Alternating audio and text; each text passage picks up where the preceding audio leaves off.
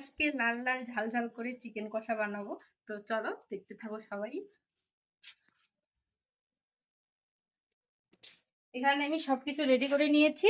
এখানে আদা রসুন লঙ্কা পেস্ট আছে, এখানে জিরা বাটা আর গরম মশলা বাটা আর লাল লঙ্কার বাটা, আর এখানে পেঁয়াজ কুচি, এগুলো রেডি করে নিয়েছি।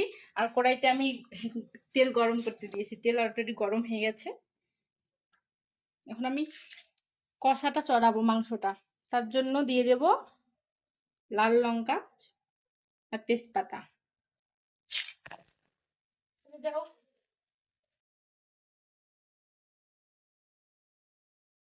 একটু জিরে ফোড়ন দিব। আর পেঁয়াজ কুচিগুলো আমি প্রথমে দিয়ে দেবো।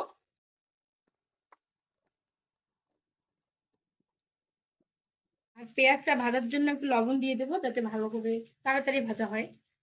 লবণটা দিলে পরে জলটা তাড়াতাড়ি বের হয়ে যায় না। তার সাথে পরিমাণ মতো পেঁয়াজটাতে হলুদ দিয়ে দিলাম। আর কারা এভাবে চিকেন কষা খেতে ভালোবাসে অবশ্যই কমেন্ট করে বলবে। আমার তো দারুণ লাগে চিকেন কষা খেতে, আমাকে আবার ঝোল ঝোল ভালো লাগে না। তো আমি পেঁয়াজটা এইভাবে ভেজে নিয়েছি। এবার মাংসটা, আমি লেগ পিস খেতে পছন্দ করি, তার জন্য লেগ পিস নিয়ে আসছে।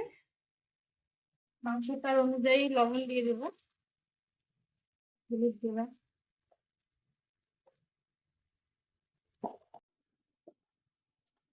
আদা রসুন লঙ্কার যে পেস্টটা করে রেখেছি ওটা দিয়ে দেবো।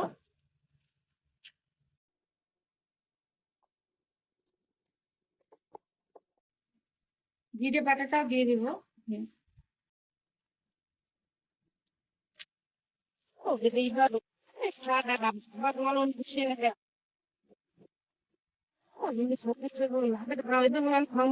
একটু জল দিই সিদ্ধ হওয়ার জন্য।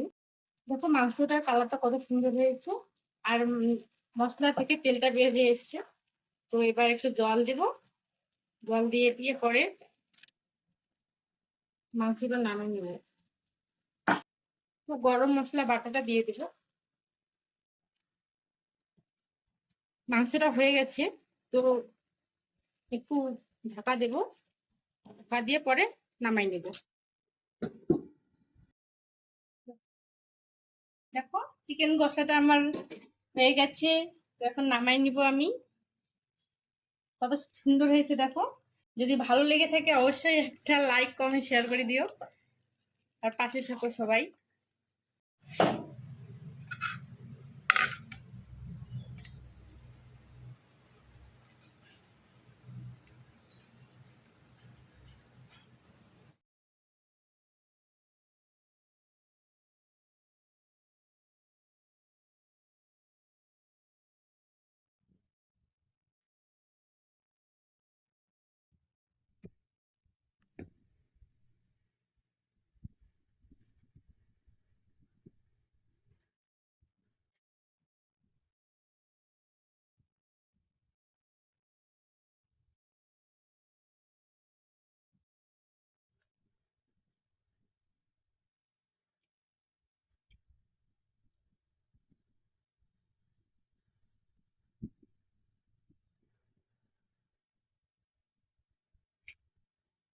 দারুণ, তো এভাবে চিকেন কষাটা বানিয়ে খেও, মানে দারুণ লেগেছে। যদি ভিডিওটা ভালো লাগে থাকে অবশ্যই লাইক কমেন্ট শেয়ার করে দিও, পাশে থাকো সবাই।